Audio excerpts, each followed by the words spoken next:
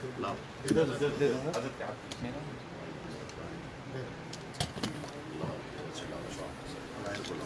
اللہ.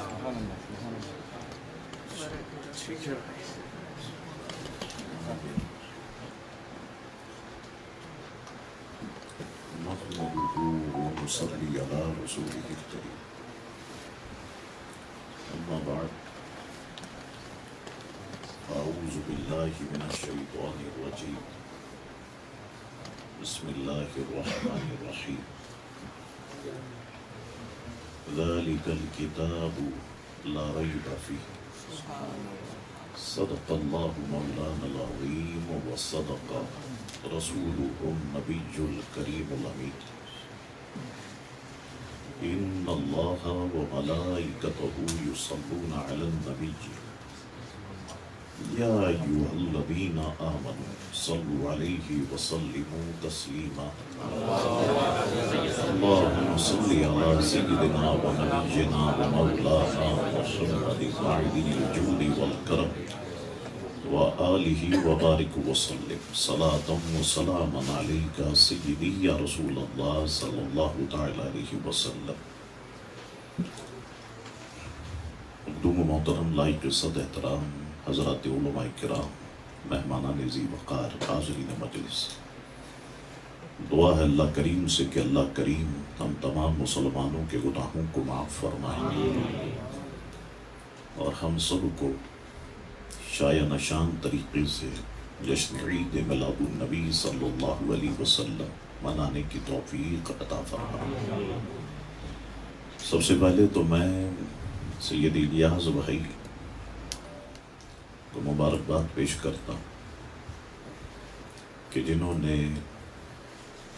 ہر سال ہی اس نورانی تقریب کا انعقاد اپنے گھر میں کرتے اور اس مرتبہ بھی اپنے گھر میں اس محفل کا انعقاد کیا.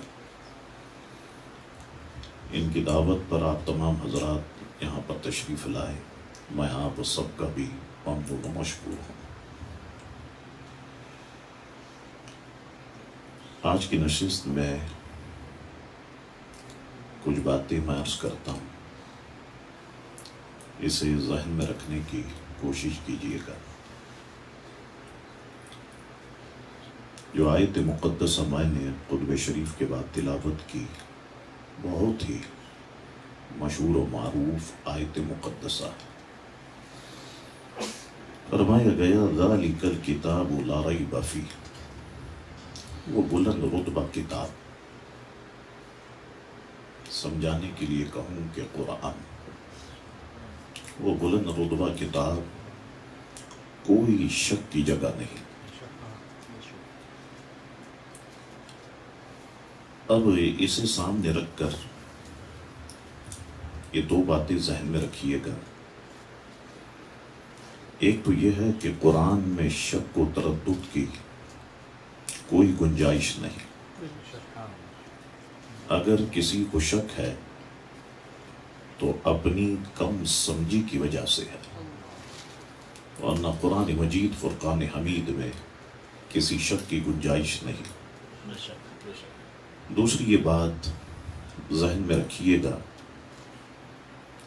کہ قرآن میں شک نہ ہو، یہ اس وقت درست ہوگا کہ جب حضرت جبریل امین میں، حضور علیہ السلام میں اور صحابہ کرام میں شک نہ ہو. اور یہ بات اہم میں آپ کی خدمت میں عرض کر رہا ہوں، جو حالات و معاملات چل رہے ہیں. قرآن مجید و فرقان حمید میں شک نہ ہو، یہ بات اس وقت درست ہوگی جب حضرت جبریل امین میں، حضور علیہ السلام میں اور صحابہ کرام میں شک نہ ہو. کیونکہ حضرت جبریل امی علیہ السلام قرآن مجید و فرقان حمید اللہ تبارک و تعالی سے لینے والے، اور حضور علیہ السلام قرآن مجید و فرقان حمید حضرت جبریل امی سے لینے والے. اللہ اکبر. اور صحابہ کرام رضوان اللہ تعالی علیہ مجمعین قرآن مجید و فرقان حمید حضور علیہ السلام سے لینے والے. اگر ان 3 جگہوں میں کہیں شک ہو جائے تو قرآن مشکوک ہو جائے گا۔ ذہن میں رکھیے گا یہ بات، اگر ان 3 جگہوں میں کہیں شک ہو جائے تو قرآن مشکوک ہو جائے گا۔ اور یہ بات بھی ذہن میں رکھے کہ جو صحابی کو فاسق مانے، معاذ اللہ ثم معاذ اللہ، جو صحابی کو فاسق مانے وہ قرآن کو یقیناً نہیں مان سکتا۔ جو صحابی کو فاسق مانے گا ذہن میں رکھے کہ وہ قرآن مجید و فرقان حمید کو یقیناً نہیں مان سکتا، کیونکہ پھر شبہ ہوگا کہ شاید صحابی رسول نے معاذ اللہ قرآن میں خیانت کر لی۔ لہذا صحابہ کرام کو متقی ماننا اتنا ہی ضروری ہے کہ جتنا کہ جبریل علیہ السلام کو ماننا ضروری ہے، جتنا کہ حضور علیہ السلام کو ماننا ضروری ہے۔ یہ بات آپ ذہن میں رکھیے۔ اب یہ جو آپ سوشل میڈیا پر دیکھ رہے ہیں، پاکستان اور ہندوستان میں جو کھیل کھیلا جا رہا ہے کہ صحابہ کرام کو اتنا متنازع بنا دیا جائے، بالخصوص خلفائے ثلاثہ کو، امیر المومنین حضرت ابوبکر صدیق رضی اللہ عنہ، امیر المومنین حضرت فاروق اعظم رضی اللہ تعالی، امیر المومنین حضرت عثمان غنی رضی اللہ تعالی بالخصوص، اور حضور امیر معاویہ رضی اللہ تعالی۔ یہ صحابہ کرام کو ان کا مشن اور پلاننگ یہ ہے کہ صحابہ کرام سے قوم کو متنفر کر دیا جائے، اور ایسی من گھڑت باتیں بیان کرو اپنے اجتماع میں، اپنی مجالس میں، اپنی محفلوں میں، کہ لوگوں کے دلوں میں معاذ اللہ ثم معاذ اللہ صحابہ کرام کی نفرت پیدا ہو جائے۔ اب کیا ہوگا کہ جب لوگوں کے دلوں کے اندر صحابہ کرام کے خلاف بغاوت پیدا ہو جائے تو قرآن مجید و فرقان حمید خود بخود کمزور ہو جائے۔ پھر ہمارا جو نظریہ اور نقطہ نظر ہے، یعنی وہ جو اس پر کام کر رہے ہیں، پھر ہم یہ کہنے میں حق بجانب ہوں گے کہ صاحب قرآن مجید و فرقان حمید کے 30 پارے نہیں تھے، بلکہ قرآن مجید و فرقان حمید کے تو 40 پارے تھے۔ قرآن مجید فرقان حمید کے 40 پارے تھے۔ اصل قرآن جو ہے وہ امام مہدی کے پاس ہے، اور وہی اصل قرآن لے کر کے آئیں گے۔ معاذ اللہ یہ جو قرآن ہے یہ اصل قرآن نہیں ہے، اس کے اندر جو ہے وہ تحریف کی گئی، اور اس کے اندر اپنی پسندیدہ آیات کو داخل کیا گیا، باقی آیات کو ہٹایا گیا۔ تو قرآن مجید و فرقان حمید کو مشکوک کرنا ہے۔ یہ جو سارا کھیل ہے جو کھیلا جا رہا ہے وہ یہی ہے کہ قرآن مجید فرقان حمید کو مشکوک کیا جائے، لیکن اب ڈائریکٹ تو قرآن پر یہ حملہ نہیں کر سکتے، ڈائریکٹ قرآن پر حملہ نہیں کر سکتے، کیونکہ پھر مسلم دنیا ان پر حملہ آور ہوگی۔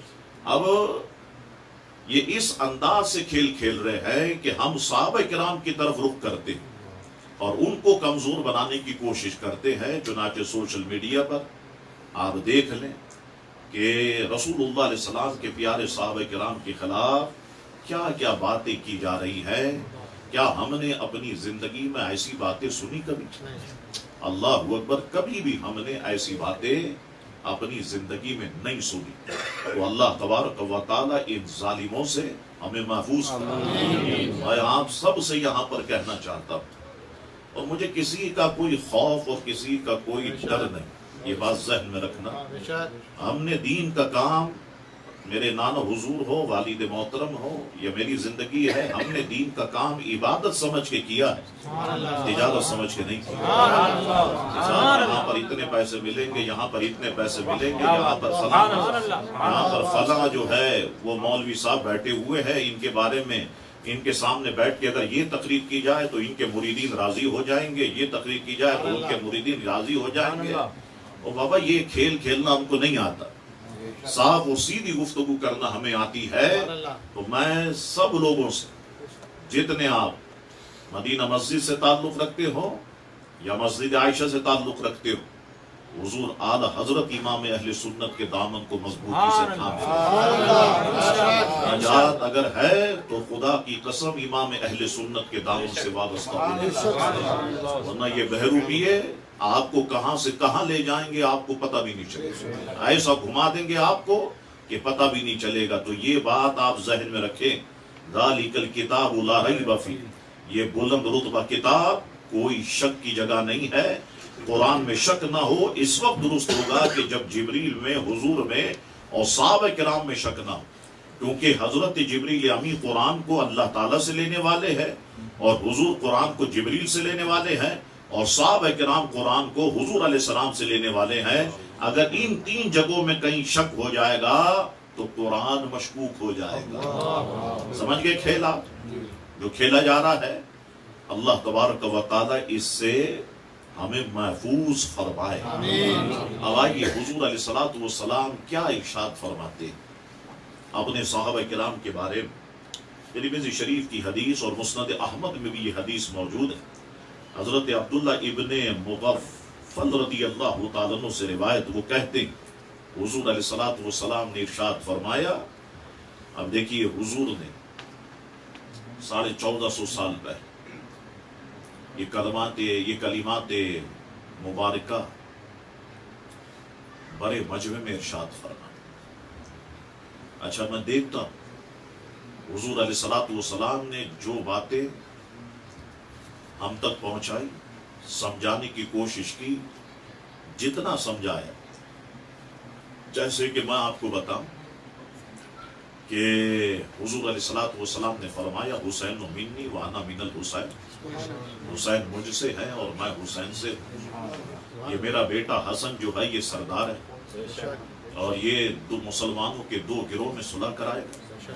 یہ میرے اہل بیت ہیں، یہ میرے گھر والے ہیں، ان کی عزت کرو، ان کی تعظیم کرو۔ یہ ساری باتیں حضور علیہ السلام نے سمجھائیں، لیکن پھر لوگوں نے کیا کیا؟ حضرت امام حسن رضی اللہ تعالیٰ کو زہر دے کے شہید کیا گیا اور حضرت امام علی مقام امام حسین رضی اللہ تعالیٰ کو دن دہاڑے شہید کیا گیا۔ حضرت مولا علی کرم اللہ وجہ الکریم کو بھی شہید کیا گیا۔ حضور علیہ السلام ادھر سب کے سامنے، تاکہ یہ بات اور دیگر لوگوں تک پہنچ جائے کہ ان کا کیا مقام ہے، ان کی کیا بلندیاں ہیں، مگر آپ دیکھیں لوگوں نے یہ باتیں سننے کے باوجود ان بزرگوں کے ساتھ کیا کیا۔ اسی طرح حضور علیہ السلام نے اپنے صحابہ کرام کے بارے میں بھی واضح کلمات ارشاد فرمائے، مگر آج آپ دیکھ لیں سوشل میڈیا پر کہ لوگ کن لوگوں کے ہاتھوں میں کھیل رہے ہیں اور چابی کے کھلونے بنے ہوئے ہیں، انہیں پتہ نہیں ہے کہ ان کے اندر چابی جو بھری جا رہی ہے یہ کون بھر رہا ہے۔ اللہ اکبر۔ حضور علیہ السلام فرماتے ہیں میرے صحابہ کے بارے میں اللہ سے ڈرو، پہلے ہی ارشاد فرمایا میرے صحابہ کے بارے میں اللہ سے ڈرو، میرے بعد ان کو اپنی گفتگو کا نشانہ مت بنانا۔ واضح فرمانا، نشانہ مت بنانا، کیونکہ جس نے ان سے محبت کی اس نے میری وجہ سے ان سے محبت کی۔ ہم صحابہ کرام سے محبت کیوں کرتے؟ اس لیے کہ وہ رسول اللہ کے صحابہ، رسول اللہ علیہ السلام کے سچے غلام ہیں۔ تو فرمایا کہ جس نے ان سے محبت کی اس نے میری وجہ سے ان سے محبت کی، اور جس نے ان سے بغض رکھا اس نے میرے بغض کی وجہ سے ان سے بغض رکھا۔ یعنی صحابہ کرام کے خلاف آج آپ کے سامنے کوئی بات کرتا ہے تو بس سمجھ جانا کہ اس کے دل میں پیارے آقا علیہ السلام کا بغض ہے، جبھی یہ صحابہ کرام کے خلاف باتیں کر رہا ہے۔ اگر اس کے دل میں حضور علیہ السلام کی سچی محبت ہوتی، خدا کی قسم کبھی بھی یہ صحابہ کرام کے بارے میں اول فول الفاظ نہیں کہتے۔ یہی وجہ ہے آپ دیکھیں ہم اہل سنت والجماعت حضور اعلی حضرت کے غلام صحابہ کرام کے بارے میں جب بھی بات کرتے ہیں تو شاندار بات کرتے ہیں، اعلیٰ بات کرتے ہیں۔ اللہ اکبر۔ فرمایا جس نے ان سے بغض رکھا اس نے میرے بغض کی وجہ سے ان سے بغض رکھا، جس نے ان کو تکلیف پہنچائی اس نے مجھے تکلیف پہنچائی۔ صحابہ کرام کو تنقید کا نشانہ بناؤ، کیا انہیں تکلیف نہیں ہوگی؟ تکلیف ہوگی۔ جس نے ان کو تکلیف پہنچائی اس نے مجھے تکلیف پہنچائی۔ اور جس نے مجھے تکلیف پہنچائی اس نے اللہ کو تکلیف پہنچائی، اور جس نے اللہ کو تکلیف پہنچائی حضور نے فرمایا ان قریب اس کی گرفت ہوئی، اس کی پکڑ ہوئی۔ اور میں نے اپنے ملک میں دیکھا کہ جس نے صحابہ کرام کے خلاف بکواسات کی ایسے لوگ کتوں کی موت مارے گئے۔ میں نے اپنے ملک میں دیکھا، اخبارات میں پڑھا، ٹی وی کے ذریعے سے دیکھا، مارے گئے وہ لوگ۔ تو خدا کے لیے اپنے ایمان کی حفاظت کے لیے ضروری ہے کہ صحابہ کرام کے وفادار بننا، آپ صحابہ کرام کے دامن سے وابستہ رہیں۔ ترمذی شریف کی دوسری حدیث حضرت عبداللہ ابن عمر رضی اللہ تعالیٰ عنہما سے روایت، حضور نے فرمایا جب تم ان لوگوں کو دیکھو جو میرے صحابہ کرام کو برا بھلا کہتے ہیں تو ہم نے خاموش نہیں رہنا۔ ایک بات ذہن میں رکھنا، اب حضور طریقہ بتا رہے ہم نے کرنا کیا ہے۔ حضور نے فرمایا جب تم ان لوگوں کو دیکھو جو میرے صحابہ کرام کو برا بھلا کہتے ہیں تو تم کہو کہ تم پر اللہ کی لعنت ہو تمہارے شر کی وجہ سے۔ اور آپ ایسے لوگوں کے چہرے دیکھ کے اندازہ لگا لیں، اللہ کی لعنت ان کے چہرے پر برستی ہے، اس کے فرشتوں کی لعنت ان کے چہرے پر برستی ہے، ان کے چہرے واضح طور پر پہچانے جاتے ہیں۔ اللہ اکبر۔ حضرت جابر رضی اللہ تعالیٰ عنہ فرماتے ہیں، یہ طبرانی اور ابو یعلا میں حدیث موجود، حضرت جابر بن عبداللہ رضی اللہ تعالیٰ عنہ سے مروی، وہ کہتے ہیں میں نے حضور علیہ السلام کو یہ فرماتے ہوئے سنا، بے شک لوگ کثیر تعداد میں ہیں اور میرے صحابہ قلیل ہیں۔ لوگ کثیر ہیں، میرے صحابہ قلیل ہیں، بس میرے صحابہ کو برا بھلا مت کہو، جس نے ان کو برا بھلا کہا اس پر اللہ کی لعنت ہو۔ اللہ اکبر۔ مسند احمد میں یہ حدیث موجود، حضرت عطا بن ابی رباح رضی اللہ تعالیٰ سے روایت، حضور علیہ السلام نے ارشاد فرمایا۔ اب میں اس کو سمجھانے کے لیے ایک بات پہلے عرض کروں آپ کی خدمت میں، جب آپ صحابہ کرام کے دفاع کے لیے کھڑے ہوں گے اور ان کے حق میں باتیں کریں گے جو دور چل رہا ہے، تو لوگ آپ کو تنقید کا نشانہ بنائیں، جو دشمن صحابہ ہے تنقید کا نشانہ بنائیں۔ ہو سکتا ہے آپ کو گالیاں دیں، ہو سکتا ہے آپ کو دھمکیاں دیں، ہو سکتا ہے کہ اول فول باتیں کرنے کی کوشش کریں، لیکن یہ بات اگر آپ کے دماغ میں رہے گی حضور کے یہ الفاظ مبارکہ، تو انشاءاللہ تعالی آپ کہیں گے کہ آپ 100 بار گالیاں دیں، ہمیں کوئی اثر نہیں ہوگا۔ حضور نے فرمایا جس نے میرے صحابہ کی میری وجہ سے حفاظت اور عزت کی تو قیامت کے دن میں اس کا محافظ ہوں۔ میرے صحابہ کی وجہ سے، جس نے میرے صحابہ کی میری وجہ سے حفاظت کی اور عزت کی تو قیامت کے دن میں اس کا محافظ ہوں۔ تو آپ نے دفاع صحابہ کے لیے کھڑا ہونا۔ اللہ اکبر۔ اور جس نے میرے صحابہ کو گالی دی تو اس پر خدا کی لعنت ہو۔ یہ الفاظ حضور نے واضح طور پر ارشاد فرمایا۔ حضرت عویم بن سعیدہ رضی اللہ تعالیٰ عنہ سے روایت، حضور علیہ السلام نے ارشاد فرمایا بے شک اللہ تعالیٰ نے مجھے اختیار کیا، یعنی مجھے رسول بنایا، پسندیدہ رسول بنایا، میرے لیے میرے صحابہ کو اختیار کیا، بس اس نے میرے لیے ان میں سے وزراء بنائے۔ حضور نے فرمایا میرے 2 وزیر زمین میں ہیں، 2 وزیر آسمان میں۔ تو کسی نے پوچھا یا رسول اللہ آسمان کے وزیروں کا نام کیا ہے؟ فرمایا جبرائیل و میکائیل۔ یا رسول اللہ علیہ الصلوۃ والسلام زمین کے وزیروں کا نام کیا ہے؟ فرمایا ابو بکر و عمر۔ حضور فرما رہے ہیں آسمان کے وزیروں کا نام جبرائیل و میکائیل، زمین کے وزیروں کا نام ابو بکر و عمر۔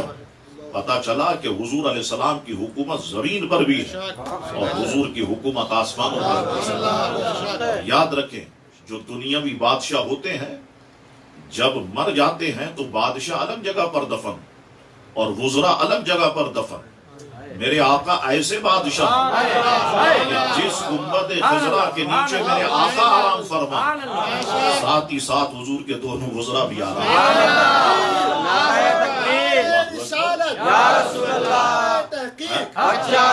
دونوں وزراء بھی جو ہے حضور علیہ السلام کے ساتھ آرام فرما ہے.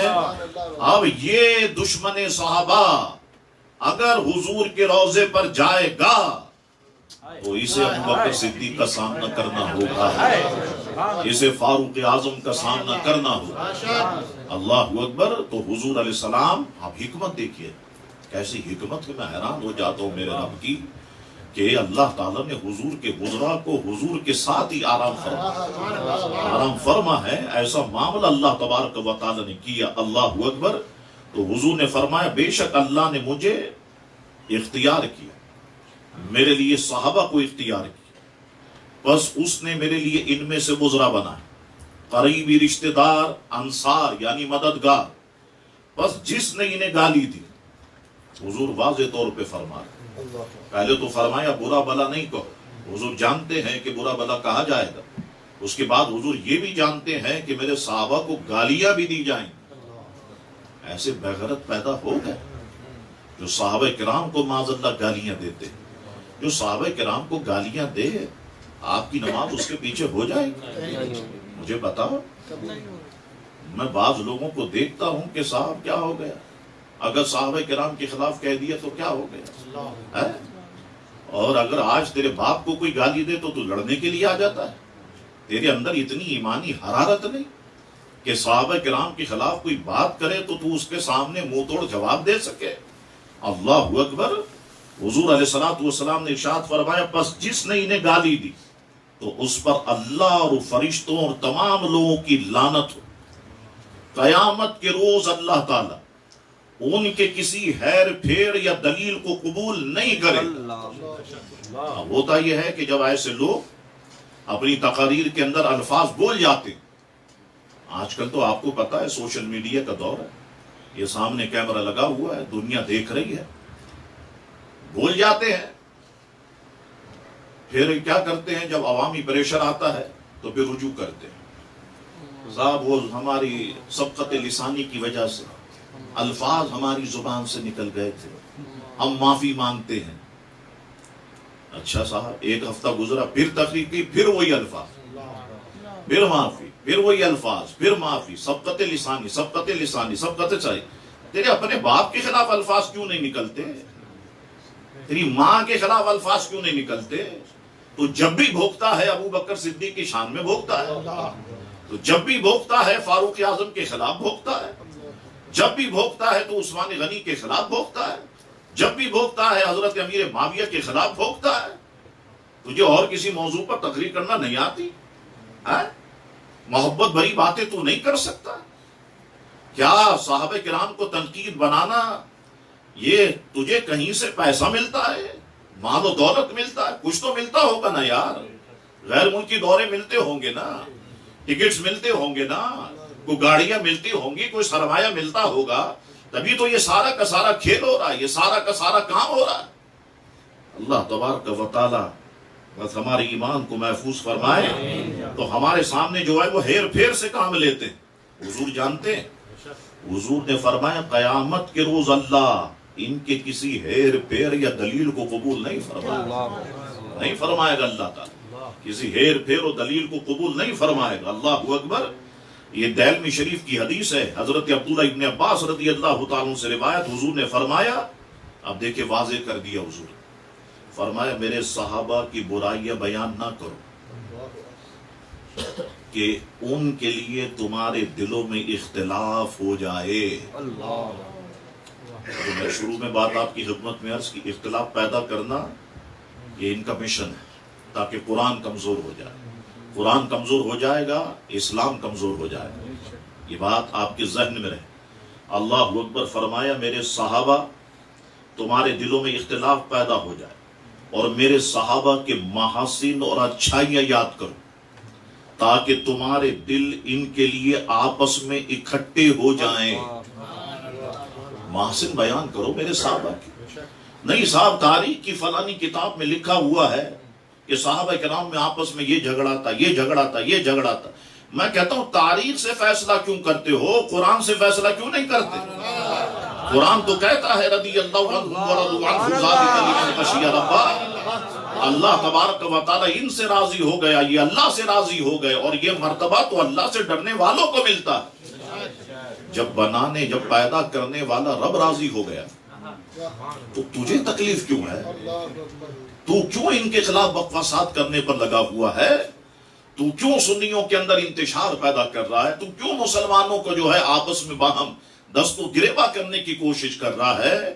تو یقیناً یہ ایسے لوگ کسی مشن پر کام کر رہے ہیں، اور سادہ سے لوگ ایسے لوگوں کے ہاتھوں کا شکار ہو جاتے ہیں۔ تو یہ باتیں جو حضور علیہ الصلوۃ والسلام نے ارشاد فرمائی، اسے اپنے ذہن میں رکھیے گا، ٹھیک ہے؟ صحابہ کرام کا معاملہ بڑا حساس معاملہ، اور اللہ تبارک و تعالی نے، میں آپ کو بتاؤں تحدیث نعمت کے طور پر، یہ چیز میرے فطرت میں ہے، جو صحابہ کرام کے خلاف بولتا ہے پھر میں اس کو چھوڑتا نہیں، یاد رکھنا یہ بات، اور میرے شہر والے اس کے گواہ، میں نہیں چھوڑتا ایسے لوگوں جو صحابہ کرام کے خلاف جو ہے وہ بکواسات کرے۔ اور میں اللہ سے دعا کرتا ہوں اللہ تعالیٰ دشمنان مصطفیٰ کو نصف نابود فرمائے، دشمنان صحابہ کرام کو نصف نابود فرمائے، دشمنان اہل بیت اطہار کو نصف نابود فرمائے۔ اللہ اکبر۔ ہم محبت پھیلانے والے لوگ ہیں یار، ہمارا کام نفرتیں پھیلانا نہیں ہے، ہم تو جوڑنے والے لوگ ہیں، ہم توڑنے والے لوگ نہیں ہیں۔ لیکن جب تم صحابہ کرام کے خلاف بولو گے تو ہمارا تمہارا کوئی بھی تعلق۔ بعض جب میرے شہر میں آپ آئیں تو کہتے صاحب ہم ان کے والد کی اتنی عزت کرتے اور یہ ہمارے خلاف اتنا بولتے ہیں، تو میں کہتا ہوں میرے والد کی عزت، ابو بکر صدیق کی عزت، فاروق اعظم کی عزت، عثمان غنی کی عزت، انہی کے نالین کے صدقے تو میرے والد کی عزت ہے۔ وہ ادھر بیٹھتا ہے ممبر پہ بیٹھ کے بولتا ہے کہ ان کے والد کی عزت کرتے، نہیں کرو عزت، تم صحابہ کرام کی عزت تو کرو یار، جنہوں نے دین کو پھیلایا، حضور علیہ السلام کے لیے، دین کے لیے تکالیف برداشت کری، کیا کچھ انہوں نے نہیں کیا، تم ان کی تو قدر کرو، ان کی تو عزت کرو۔ اللہ اکبر۔ آئیے میں آج کچھ باتیں خلیفہ اول حضور سیدنا ابو بکر صدیق رضی اللہ تعالیٰ کی ذات مسعود سے متعلق آپ کی خدمت میں عرض کر دیتا۔ فرمایا گیا 30واں پارہ اللیل آیت نمبر 18، الذی یؤتی مالہ یتزکیٰ، جو اپنا مال دیتا ہے کہ سترا ہو۔ اب جلدی میں آگے بڑھتا ہوں، توجہ رکھیے۔ یہ آیت ابو بکر صدیق رضی اللہ تعالیٰ عنہ کی مالی سخاوت پر دلیل ہے۔ مفسرین کرام کا اس بات پر اجماع ہے کہ یہ آیت مبارکہ حضور ابو بکر صدیق رضی اللہ عنہ کے حق میں نازل ہے۔ آپ چونکہ ایک کاروباری آدمی تھے، کپڑے کا وسیع کاروبار کرتے تھے، لہذا جس دن اسلام لائے آپ کے پاس 40,000 دینار یا درہم تھے، سارے کے سارے آپ نے اللہ کے راستے میں خرچ کر دیے۔ ایک بار حضرت ابو بکر صدیق حضور علیہ السلام کی بارگاہ میں صدقہ لے کر حاضر ہوئے اور چھپا کر اسے پیش کیا، عرض کی یا رسول اللہ، اللہ کے ذمہ کرم ہی پر میری عاقبت موقوف ہے۔ اسلام قبول کرنے کے بعد سے ہجرت مدینہ تک آپ اسلام کی مالی خدمت کرتے رہے۔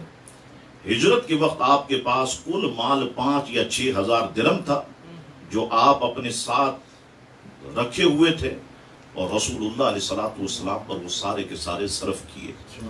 اللہ اکبر۔ آپ نے حضور علیہ السلام کی اتنی مالی خدمت کی کہ حضور علیہ السلام نے خود ارشاد فرمایا، مجھے کسی کے مال نے اتنا فائدہ نہیں دیا جتنا ابو بکر صدیق کے مال نے۔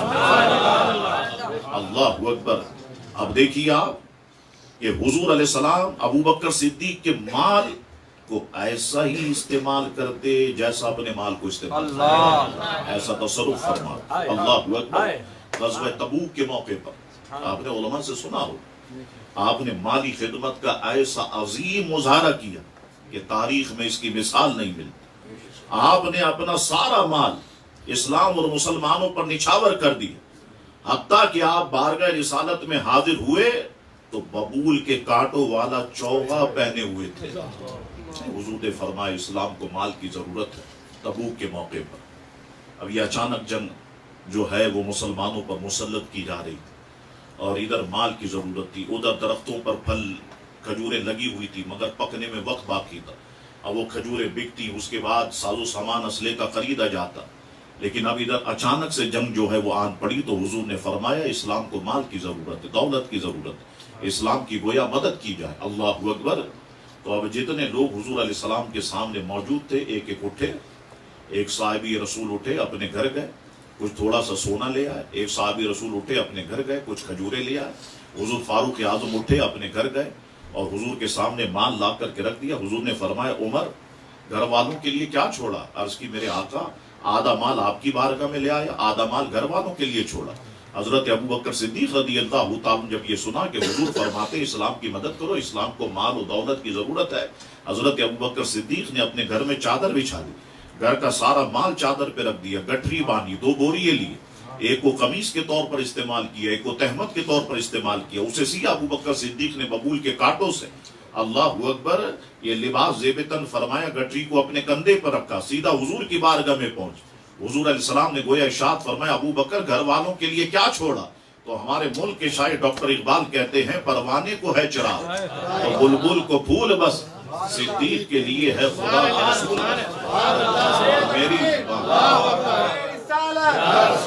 اور میری زبان میں کہو تو کہا ہوگا کہ مال و زر دے کر کے سبھی کچھ تو بچ گیا میرے لیے، ایک خدا میرے لیے، ایک مصطفیٰ میرے لیے۔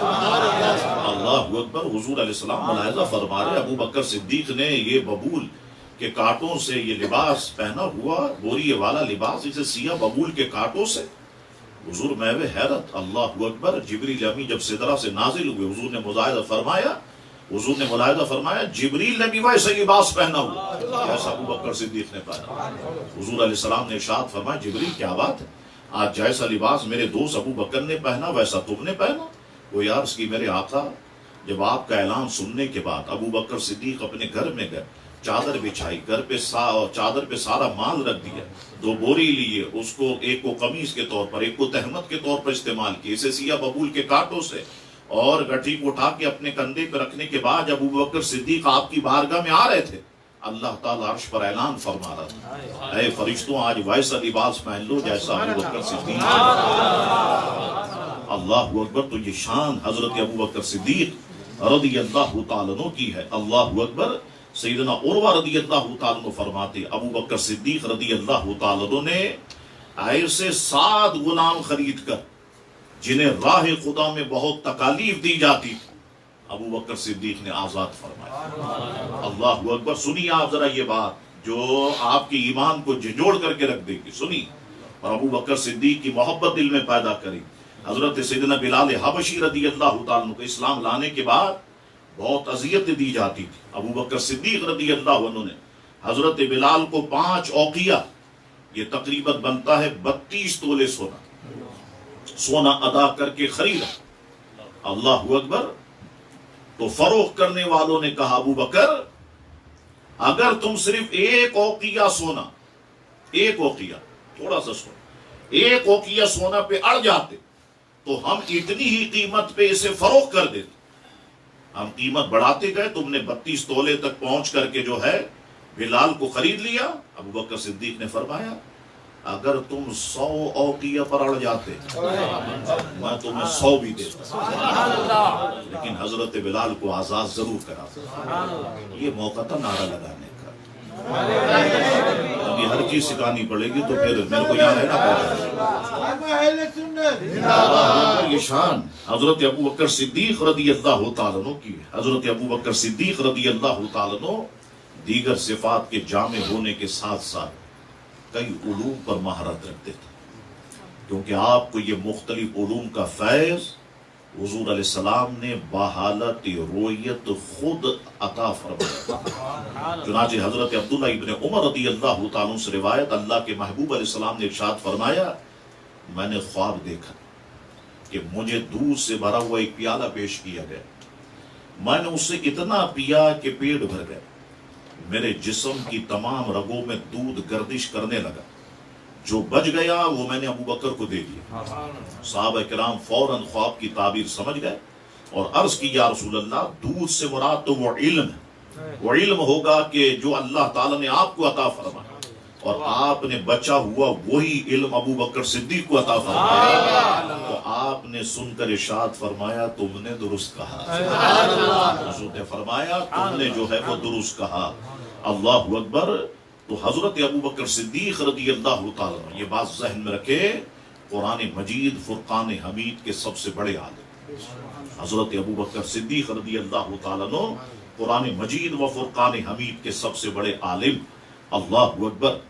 حضرت ابو بکر صدیق رضی اللہ تعالیٰ عنہ، بے شمار ہم اگر حالات و واقعات کو دیکھیں تو علم تعبیر، یعنی اگر علم رویا، کوئی اگر خواب دیکھتا ہے تو اس کی تعبیر کے بھی ماہر حضرت ابو بکر صدیق رضی اللہ تعالیٰ عنہ جو ہے وہ ہمیں دکھائی دیتے۔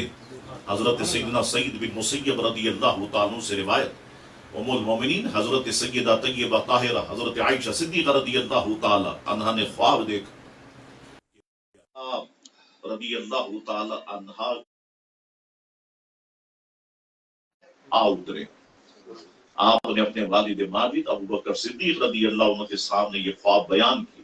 ابو بکر صدیق نے ارشاد فرمایا، اے عائشہ، اگر تمہارا خواب سچا تو اس کی تعبیر یہ ہے کہ تمہارے گھر میں روئے زمین کی 3 بہترین شخصیات کی تدفین ہو۔ سبحان اللہ۔ جب حضور علیہ السلام کی وفات ہوئی تو آپ نے فرمایا، اے عائشہ، یہ تیرے خواب والے 3 چاندوں میں سب سے بہترین چاند ہے۔ آپ نے کیسی تعبیر حضرت ابو بکر صدیق رضی اللہ تعالیٰ نے بیان فرمائی۔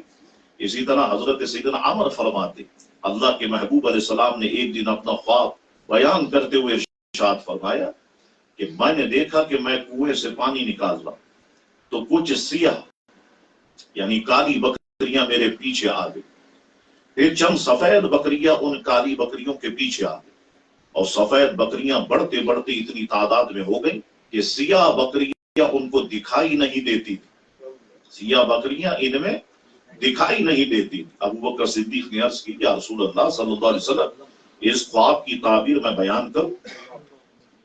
فرمایا کرو۔ تو عرض کی، سیاہ بکریاں عرب کے لوگ ہیں جو آپ پر ایمان لائیں، جبکہ سفید بکریوں سے مراد آپ پر ایمان لانے والے عجمی لوگ، عجمی لوگ ہیں جن کی تعداد اتنی کثیر ہو کہ وہ کثیر تعداد میں آپ پر ایمان لائے، ان کی کثرت کی وجہ سے عرب دکھائی نہیں دیں گے۔ ابو بکر صدیق نے یہ تعبیر سن کر رسول اللہ علیہ السلام، ابو بکر صدیق کی یہ تعبیر جب رسول اللہ علیہ السلام نے سنی تو ارشاد فرمایا، ابو بکر، اسی طرح کی تعبیر سحری کے وقت فرشتے نے مجھے بتایا۔ سبحان اللہ، سبحان اللہ، مصطفیٰ کا ہم سفر ابو بکر، ابو بکر، مصطفیٰ کا ہم سفر ابو بکر، ابو بکر، گلی گلی نگر نگر ابو بکر، ابو بکر، لٹایا جس نے اپنا گھر ابو بکر، ابو بکر، چلتے جس کے عرش پر ابو بکر، ابو بکر، نعرہ تحقیق حق جایا۔ سبحان اللہ۔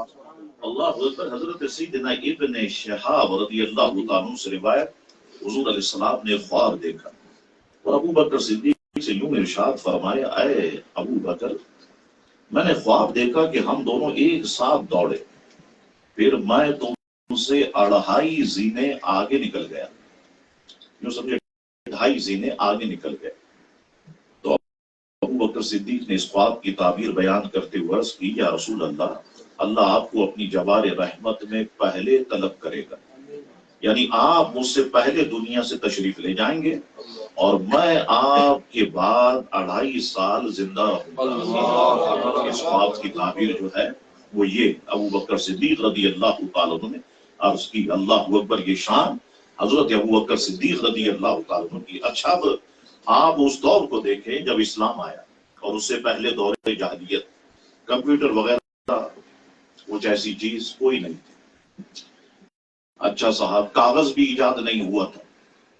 اچھا، اب ساری چیزوں کو یاد رکھنا، کون کس کا بیٹا ہے، کون کس کی اولاد ہے، یہ ساری چیزیں ڈیٹیل کے ساتھ، جیسا کہ آج کے دور کے اندر ہے۔ پہلے اس طرح کا نظام سسٹم نہیں تھا، لیکن ایسے لوگ الحمدللہ تھے کہ جن کو اللہ تعالیٰ نے حافظ بڑے قوی عطا فرمائے. اللہ اکبر. اب یہاں پر حضرت ابوبکر صدیق رضی اللہ تعالیٰ عنہ کی شان یہ ہے کہ آپ انصاب عرب یعنی عربوں کے نسب کے بڑے عالم تھے. بالخصوص قبائل قریش کے ماہر انصاب تھے. آپ ایک ایک کا نسب جانتے تھے. سیدنا جبیر بن مطعم رضی اللہ تعالیٰ عنہ پورے عرب خصوصاً قبیلہ قریش کے نسب بیان کرنے میں مہارت رکھتے تھے. آپ فرمایا کرتے تھے میں نے یہ علم ابو بکر صدیق رضی اللہ عنہ سے حاصل کیا. اللہ اکبر. اب میں اس کی کچھ جھلک بھی آپ کو بتاؤں گا لیکن یہ بات ذہن میں رکھے. حضرت عائشہ صدیقہ رضی اللہ تعالی عنہا سے روایت حضور علیہ السلام نے ارشاد فرمایا کفار قریش کی ہجو یعنی برائی کرو کیونکہ ان پر اپنی ہجو یا ہجو یہ زبان پر جو ہے وہ بڑا مشکل سے آتا ہے تو بعض لوگ ہجو ہجو کہہ جاتے ہیں. ان پر اپنی تیروں کی بوچھاڑ سے زیادہ تکلیف دہ ہے یعنی ان کی برائیاں تیروں کی بوچھاڑ سے زیادہ جو ہے وہ تکلیف دہ ہے. پھر آپ نے حضرت سیدنا عبداللہ ابن رواحہ کی طرف پیغام بھیجا رضی اللہ عنہ کہ کفار قریش کی برائی بیان کرو. انہوں نے کفار قریش کی برائی بیان کی لیکن جس انداز سے حضور چاہتے تھے جو طریقہ اس طرح سے نہ ہوا. پھر آپ نے حضرت سیدنا کعب ابن مالک کی طرف پیغام بھیجا اور پھر سیدنا حسان ابن ثابت کی طرف پیغام بھیجا. جب حضرت حسان ابن ثابت آئے تو آتے ہی عرض کی. اب سنیے گا حضور نے فرمایا ان کی برائیاں بیان کرنی ہے. اللہ اکبر. عرض کی یا رسول اللہ وقت آ گیا ہے. آپ نے شیر کی طرف پیغام بھیجا ہے. پھر اپنی زبان نکال کر اس کو ہلانے لگے اور ساتھ ہی عرض کرنے لگے اس ذات کی قسم جس نے آپ کو حق دے کر کے بھیجا میں ان کو اپنی زبان سے اس طرح چیر پھاڑ کے رکھ دوں گا جس طرح چمڑے کو پھاڑا جاتا ہے. چمڑے کو جس طرح سے پھاڑتے ہیں میں ان کو چیر پھاڑ کے رکھ دوں گا. اللہ اکبر. دیکھا آپ نے یا رسول اللہ یہ آپ کے خلاف بکواسات کرتے میں ایسا کروں گا یہ کام کروں گا. اللہ اکبر. حضور علیہ السلام نے ارشاد فرمایا حسان جلدی نہ کرو کیونکہ تم قریش کی برائی کیسے کرو گے جبکہ میں بھی قریش سے ہوں. میرے چچا کا بیٹا ابو سفیان بھی قریش سے ہے. لہٰذا ایسا کرو ابو بکر صدیق سے مشورہ کرو. اللہ وہ علم انصاب یعنی نسب میں ماہر ہے. اللہ اکبر. حضرت سیدنا حسان ابن ثابت پھر حضرت ابو بکر صدیق رضی اللہ عنہ کے پاس گئے اور ان سے اس معاملے میں مشاورت کی تو انہوں نے فرمایا کہ حجب سے فلاں فلاں کو نکال دو اور فلاں فلاں کو شامل کر دو. حضرت سیدنا حسان ابن ثابت پھر لوٹا اور بارگاہ رسالت میں حاضر ہو کر عرض کی یا رسول اللہ صلی اللہ علیہ وسلم کفار قریش کی گویا حجب کرنے کے لیے برائی کرنے کے لیے حضرت ابوبکر صدیق نے میرے لیے آپ کا نسب الگ کر دیا. اس ذات کی قسم جس نے آپ کو حق دے کر کے بھیجا ہے میں آپ حق دے کر کے بھیجا ہے گویا الفاظ یوں بنتے ہیں کہ میں اس طرح سے ان کی برائی بیان کروں گا کہ آپ کو میں خوش کر دوں گا آپ کو میں راضی کروں گا. اللہ اکبر. ام المومنین حضرت عائشہ صدیقہ فرماتی میں نے حضور علیہ السلام حضرت سیدنا حسان ابن ثابت سے ان کی اشعار سن کر فرماتی ہوئے سنا. جب حسان ابن ثابت نے اشعار کہے تو میں نے حضور سے سنا کہ بے شک جبریل امین ہے اللہ اور اس کے رسول کی طرف سے اے حسان تمہاری معاونت فرمائیے تمہاری جو ہے وہ مدد فرمائیے. اللہ اکبر. اور حضرت عائشہ صدیقہ فرماتی میں نے حضور کو فرماتی ہوئے سنا حسان نے ان کفار قریش کی حجاہم وہی حجب کر کے مسلمانوں کے دلوں کو تسکین بخشی اور ان کفار قریش کی عزت کی دھجیاں اڑانے کی وجہ سے مسلمانوں کے دلوں کو شفا بخشی. اللہ اکبر. تو حضور خوش ہوتے ہیں. حضور علیہ السلام کی عظمت کا دفاع کیا جائے حضور خوش ہوتے ہیں. صحابہ کرام کی عظمت کا دفاع کیا جائے حضور خوش ہوتے ہیں. اہل بیت اطہار کی عظمت کا دفاع کیا جائے حضور علیہ السلام جو ہے وہ خوش ہوں گے. اب میں آتا ہوں اس بات کی طرف. حضرت عبداللہ ابن عباس فرماتے ہیں مولا علی کرم اللہ وجہ کریم بیان کرتے ہیں جب اللہ نے حضور علیہ السلام کو قبائل عرب کے پاس پہنچ کر انہیں اپنا تعارف کروانے اور اسلام کی دعوت پیش کرنے کا حکم دیا تو آپ نے مجھے، عبداللہ ابن عباس فرماتے مجھے، حضرت علی کرم اللہ وجہ کریم فرماتے ہیں، مولا علی فرما رہے ہیں کہ مجھے اور ابو بکر صدیق کو اپنے ساتھ لے لیا اور مختلف مجالس عرب کا دورہ کیا۔ اب اہل علم کہتے ہیں غالباً یہ وہ مجالس تھی جہاں عربی لوگ ایام حج میں اپنے خیموں کے اندر بیٹھ کر سیاسی امور پر تبادلہ خیال کرتے تھے۔ مولا علی فرماتے ہیں ہم ایک عام لوگوں کی مجلس میں پہنچے تو حضرت ابو بکر صدیق آگے بڑھے۔ اب الفاظ سنیے گا مولا علی کے، کیونکہ وہ ہمیشہ نیکی میں آگے ہی رہتے تھے اور علم انصاب میں ماہر بھی تھے۔ آپ نے اہل مجلس کو سلام کیا اور ان سے پوچھا تمہارا تعلق کس قوم سے ہے؟ وہ کہنے لگے بنو ربیہ سے۔ آپ نے فرمایا بنو ربیہ کے کس قبیلے سے ہو؟ چھوٹے قبیلے سے ہو بڑے قبیلے سے ہو؟ کہنے لگے ہم بڑے قبیلے سے۔ آپ نے فرمایا کون سے قبیلے سے ہو؟ کہنے لگے ہم زحل اکبر سے ہیں۔ آپ نے پوچھا اوف تمی میں سے ہے؟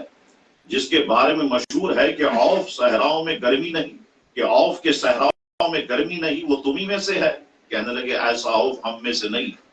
آپ نے پوچھا اچھا یہ بتاؤ جساس بن مرہ تم میں سے ہے، جو لڑنے بھیڑنے میں بڑا تیز اور خصوصاً پڑوسیوں کا بڑا دشمن ہے؟ وہ کہنے لگے نہیں۔ آپ نے پوچھا بستام بن قیس جھنڈے والا اور زندوں کو ختم کرنے والا تم میں سے ہے؟ کہنے لگے نہیں۔ آپ نے پوچھا بادشاہوں کی جانیں لینے والا اور انہیں قتل کرنے والا ہو فضان تم میں سے ہے؟ کہنے لگے نہیں۔ آپ نے پوچھا منفرد امامہ باندھنے والا مصدلف تم میں سے ہے؟ انہوں نے کہا نہیں۔ آپ نے پوچھا بنی کندا کے بادشاہوں کے ننیال میں تم میں سے ہے؟ کہنے لگے نہیں۔ آپ نے پوچھا تم شاہان بنی لقم کے سسرال سے ہو؟ کہنے لگے کہ نہیں۔ ابو بکر صدیق نے فرمایا پھر تم زحل اکبر کی اولاد نہیں ہو بلکہ زحل اصغر کی اولاد ہو۔ ایسے ماہر حضرت ابو بکر صدیق رضی اللہ تعالیٰ عنہ، علم انصاب میں اللہ اکبر، یہ شان حضرت ابو بکر صدیق رضی اللہ تعالیٰ عنہ کی ہے۔ اللہ اکبر۔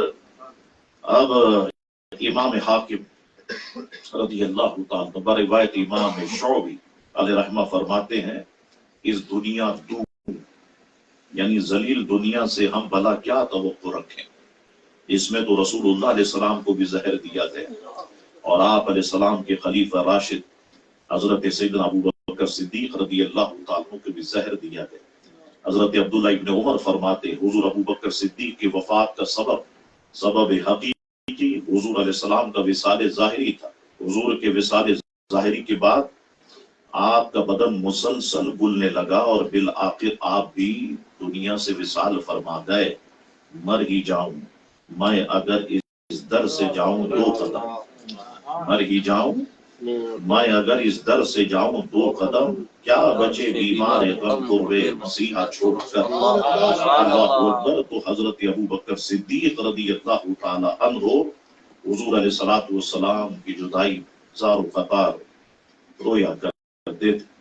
وہ مفتی احمد یار خان صاحب نئی کہتے ہیں نا ایک جگہ، جنہیں خلق کہتی ہے مصطفیٰ، میرا دل انہی پہ نثار ہے، میرے قلب میں ہے وہ جلوہ گر، مدینہ جن کا دیار ہے، وہ جھلک دکھا کے چلے گئے، میرے دل کا چین بھی لے گئے، میری روح ساتھ نہ کیوں گئی، مجھے اب تو زندگی بھار ہے، وہی موت ہے وہی زندگی جو خدا نصیب کرے مجھے، کہ مرے تو انہی کے نام پر جو جیے تو ان پہ نثار۔ سبحان اللہ، نعرہ تکبیر، نعرہ رسالت، عظمت صحابہ، علماء اہل سنت۔ اللہ اکبر۔ تو حضرت ابو بکر صدیق رضی اللہ تعالیٰ عنہ پھر ایک وقت آیا کہ اس دنیا سے ابو بکر صدیق رضی اللہ تعالیٰ عنہ جو ہے وہ پردہ فرمایا۔ لیکن سنیے ذرا اسے بھی، ام المومنین حضرت عائشہ صدیقہ رضی اللہ تعالیٰ عنہ سے روایت، جب میرے والد ماجد ابو بکر صدیق رضی اللہ عنہ کے وصال کا وقت قریب آیا تو فرمانے لگے آج کون سا دن ہے؟ ہم نے کہا آج پیر ہے۔ آپ نے فرمایا اللہ کے محبوب علیہ السلام کا وصال کس روز ہوا تھا؟ ہم نے کہا پیر کے روز۔ آپ نے ارشاد فرمایا میں چاہتا ہوں کہ آج رات تک دنیا سے رخصت ہو جاؤں تاکہ میرے یوم وصال کی اللہ کے پیارے حبیب کے یوم وصال کے ساتھ موافقت ہو جائے۔ بوقت وصال آپ کی جسم مبارکہ پر ایک ہی کپڑا تھا جس میں سرخ مٹی کے نشانات تھے۔ آپ نے ارشاد فرمایا جب رحلت کر جاؤں تو یہ کپڑا دھو دینا اور 2 کپڑے مزید ساتھ ملا کر کفن تیار کر لینا۔ میں نے عرض کی یہ تو پرانے کپڑے۔ آپ نے ارشاد فرمایا نئے کپڑے میت کے مقابلے میں زندہ شخص کے لیے زیادہ مناسب۔ چنانچہ پیر کی رات آپ کا وصال ہوا اور آپ کی صبح ہونے سے پہلے جو ہے وہ تدفین کر دی گئی۔ اللہ اکبر۔ تو حضرت ابوبکر صدیق رضی اللہ تعالیٰ عنہ اس شان کے ساتھ اس دنیا سے جو ہے وہ رخصت ہوتے۔ اللہ اکبر۔ اب حضرت ابوبکر صدیق رضی اللہ تعالیٰ کی جب وصال کا وقت آیا، ام المومنین عائشہ صدیقہ رضی اللہ تعالیٰ آپ کے پاس آئیں، دیکھا آپ پر نزا کی کیفیت طاری۔ انہوں نے اپنی موت کو یاد کرتے ہوئے کہا جب ایک روز مجھ پر بھی نزا کا عالم طاری ہوگا۔ یہ کہتے ہوئے آپ پر رقت طاری ہو گئی۔ آپ کی یہ کیفیت دیکھ کر ابوبکر صدیق رضی اللہ عنہ نے ارشاد فرمایا اے میری بیٹی اس کے علاوہ اور کیا ہو سکتا ہے؟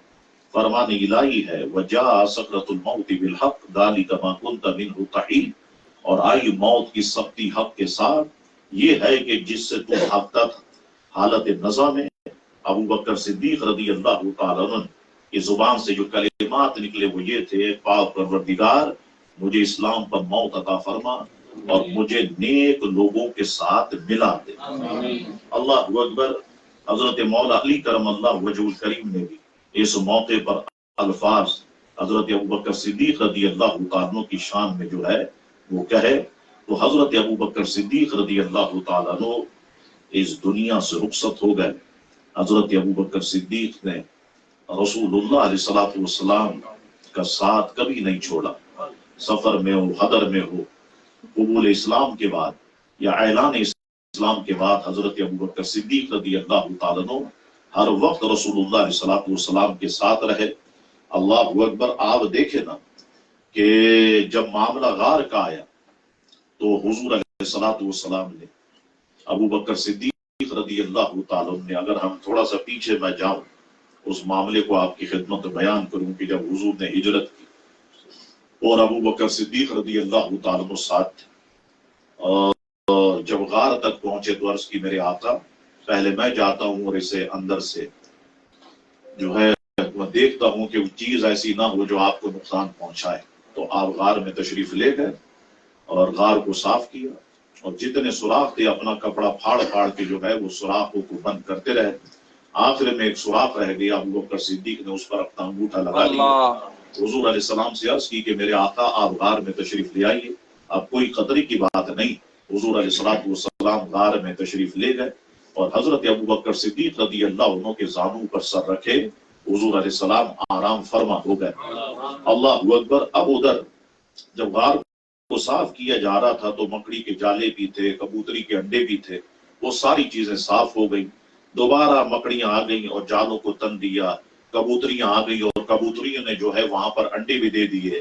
اگر میں ڈیٹیل میں جاؤں پھر بڑا اس میں ایک وقت لگے گا کہ آج کہتے ہیں کہ کعبہ شریف کے اوپر جو کبوتر اڑتے ہیں یہ انہی کبوتریوں کی اولادوں میں سے ہے، یہ کبوتریاں اور کبوتر جو ہے یہ انہی کی اولادوں میں سے ہے، یہ سلسلہ وہی ہے۔ اللہ اکبر۔ اب بالکل جو ہے وہ جالا تن دیا گیا اور یہ سارے معاملات ہو گئے۔ اللہ اکبر۔ ادھر سانپ، آپ نے علماء کرام سے سنا ہوگا کہ سانپ جو ہے وہ حضرت ابوبکر صدیق رضی اللہ تعالیٰ کے مبارک انگوٹھے پر وہ ڈنگ مارتا ہے، ڈستا ہے اور زہر کا اثر جو ہے وہ جسم میں پھیلنا شروع ہو جاتا ہے۔ اگر آج کے دور کے حساب سے آپ دیکھیں، سائنسی حساب سے بھی، تو کہتے ہیں کہ جب سانپ وہ ڈنگ مارتا ہے، ڈستا ہے، تو اس کے زہر میں یہ اثر ہوتا ہے کہ انسان کا خون جمنا شروع ہو جاتا ہے، بالکل گاڑا گاڑا اور گاڑے سے گاڑا ہوتے ہوئے جمنا شروع ہو جاتا ہے جسم کے اندر، کہ جس سے انسان کی موت واقع ہو جاتی ہے۔ اللہ اکبر۔ حضرت ابوبکر صدیق رضی اللہ عنہ کی آنکھوں میں آنسو آئے اور چہرہ مصطفیٰ کریم علیہ السلام پہ نمودار ہوئے. حضور علیہ السلام نے مبارک آنکھیں کھولی، فرمایا کیا ہوا ابو بکر صدیق، کیوں رو رہے؟ عرض کی میرے آقا مجھے لگتا ہے کہ کسی سانپ نے جو ہے وہ ڈس لیا ہے. حضور علیہ السلام نے اپنا لعاب دہن نکالا اور ابو بکر صدیق رضی اللہ عنہ لگا دیا تو زہر کا اثر اسی وقت ختم ہو گیا. تو سانپ دس کے ابو بکر صدیق کا کچھ نہیں بگاڑ سکا اور تو بھوک بھوک کر کے نعرہ تکبیر، نعرہ رسالت، نعرہ حیدری، عظمت صحابہ، ہم سفر ابو بکر، ابو بکر، گلی گلی نگر نگر، ابو بکر، ابو بکر، جس نے اپنا گھر، ابو بکر، ابو بکر، جس کے چرچے عرش پر، ابو بکر، ابو بکر. سبحان اللہ. اللہ اکبر. پھر 3 دن یہاں پر حضور علیہ السلام رہے اور پھر یہاں سے حضور علیہ السلام نے ہجرت فرمائی. اللہ اکبر. تو حضور نے بھی ابو بکر صدیق کو انعام دیا، فرمایا ابو بکر غار میں تم نے ہمیں اپنے ساتھ سلایا تھا. تو حضور نے مزار میں اللہ اکبر. تو یہ انعام اللہ تبارک و تعالیٰ کے محبوب علیہ السلام نے ابو بکر صدیق کو عطا فرمایا. باتیں بہت ہے، کہنے کے لیے بہت کچھ ہے، انشاءاللہ تعالیٰ جاری رہے گا سلسلہ. اللہ تبارک و تعالیٰ ہمیں صحابہ کرام کا وفادار بنائے، خلفائے راشدین کا وفادار بنائے، اور ایسے لوگوں سے خدا کے لیے ہاتھ جوڑ کے کہتا ہوں ایسے لوگوں سے بچو یار. تو صحابہ کرام کی نفرتیں تمہارے دلوں کے اندر ڈال، ایسے لوگوں سے بچو. اللہ تبارک و تعالیٰ ایسے لوگوں سے ہمیں دور ہی رکھے. وہ بھی منوس ہم سے دور ہی رہے تو بہت اچھا ہے. ان کی ہمیں کوئی بھی ضرورت نہیں ہے کسی قسم کی. اللہ تعالیٰ ہماری مدد کرنے والا ہے. لوگ سمجھتے کہ شاید ہمیں بھی کچھ پیسے کی ضرورت ہے، ہم اس کی وجہ سے چلتے ہیں، اس کی وجہ. ہماری مدد گنبد خضرا سے آئی. تمہارے پیسوں کی ہمیں کوئی ضرورت نہیں ہے. ایسے پیسے پہ لعنت بیچتے ہیں جس میں صحابہ کرام کی جو ہے وہ برائیاں بیان ہو اور اس پر دشمن خوش ہو کر کے تمہیں پیسہ دے. ایسے پیسے پر تو ہم لعنت بیچتے ہیں. اللہ تعالیٰ ہمیں اور آپ کو محفوظ فرمائے. بہت بہت شکریہ. وآخر دعوانا الحمدللہ. نعرہ تکبیر، نعرہ رسالت، اہل سنت، مرد حق مرد مومن. مصطفیٰ جان رحمت لاکھوں سلام، شمع بز میں ہدایت پہ لاکھوں سلام، شمع بز میں ہدایت پہ لاکھوں سلام. جس طرف اٹھ گئی دم میں دم آ گیا، جس طرف اٹھ گئی دم میں دم آ گیا، اس نگاہ عنایت پہ لاکھوں سلام. مصطفیٰ جان رحمت پہ لاکھوں سلام، شمع بز میں ہدایت پہ لاکھوں سلام. جن کو پا کر حلیمہ غنی ہو گئی، جن کو پا کر حلیمہ غنی ہو گئی، جن کو پا کر حلیمہ غنی ہو گئی. آمنہ تیری دولت پہ لاکھوں سلام. کاش محشر میں جب ان کی آمد ہو، بھیجے سب ان کی شوکت پہ لاکھوں سلام. مجھ سے خدمت کے قدسی کرے ہر رضا، مجھ سے خدمت کے قدسی کرے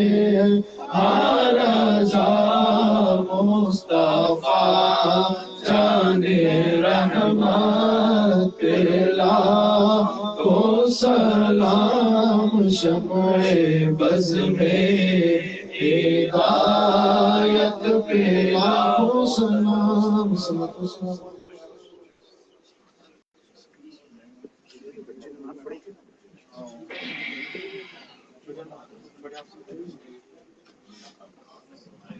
اللهم صل على سيدنا ونبينا ومولانا محمد وعلى الجود والكرم وآله وبارك وسلم صلاة وسلام عليك سيدي يا رسول الله صلى الله عليه وسلم اللهم ربنا آتنا في الدنيا حسنة وفي الآخرة حسنة وقنا عذاب النار مولا کریم اپنے پیارے محبوب علیہ السلام کے تحفے محبوب کے محبوبوں کے تحفے خلفاء راشدین اہل بیت اطہار کے تحفے آج کی ہماری اس حاضری کو اپنی بارگاہ میں شامل فرما۔ جو کچھ تیرے پیارے محبوب علیہ السلام کا تیرے نیک بندے بندیوں کا ذکر ہوا سب ذکر و اذکار کو قبول فرما۔ اس ذکر و اذکار میں کہیں کوتاہی کہیں لرزش ہو گئی ہو اپنے محبوب علیہ السلام کے تحفے اس لرزش کو معاف فرما۔ مولا کریم ہمارے قلوب میں تیرے پیارے محبوب علیہ السلام کی محبوب کے محبوبوں کی سچی پکی محبت پیدا فرما۔ مولا کریم ہم سب کے ایمان کی حفاظت فرما، ہمارے عقائد و نظریات کی حفاظت فرما۔ مولا کریم وہ ظالم بھیڑیے جو ہم میں نفرتیں پیدا کرنا چاہتے ان سے ہم لوگوں کو محفوظ فرما۔ غیب سے اتنا عطا فرما کسی کے آگے ہاتھ پھیلانے کی نوبت ہی نہ آئے، ہمارا ہاتھ ہمیشہ دینے والا بنا لینے والا نہ بنا۔ مولا کریم ہمیں علوم کے خزانے عطا فرما۔ مولا کریم غیب سے ہماری مدد فرما۔ مولا کریم ایسے اور اچھے الفاظ عطا فرما کہ ہم اور زیادہ تیری تعریف و توصیف بیان کر سکیں۔ مولا کریم یہ سارے مسلمان دعا کے لیے ہاتھ پھیلائے سب کی جائز خواہشات کو پورا فرما۔ ان میں اگر کوئی بے روزگار ہے تو اسے اچھا روزگار عطا فرما۔ جتنے برسرے روزگار ہیں سب کے کاروبار میں برکتیں اور وسعتیں پیدا فرما۔ ہمارے الیاس بھائی کی عمر میں برکتیں عطا فرما، ان کے گھر والوں کی عمر میں برکتیں عطا فرما، ان کی اولاد کی عمر میں برکتیں عطا فرما۔ مولا کریم اس گھر میں اپنی خصوصی برکتیں عطا فرما۔ مولا کریم جو یہ دینی خدمات کرتے ہیں ان خدمات کو اپنی بارگاہ میں شرف قبولیت عطا فرما۔ دعا کی درخواست کی ہے کہ سید خورشید حسین صاحب اور ایک اور ساتھی کی والدہ کا انتقال ہوا، دعا کرے مولا کریم ان کی مغفرت فرما۔ جتنے لوگ ساتھ ایمان کے دنیا سے گئے مولا سب کی مغفرت فرما، سب کے درجات کو بلندی عطا فرما۔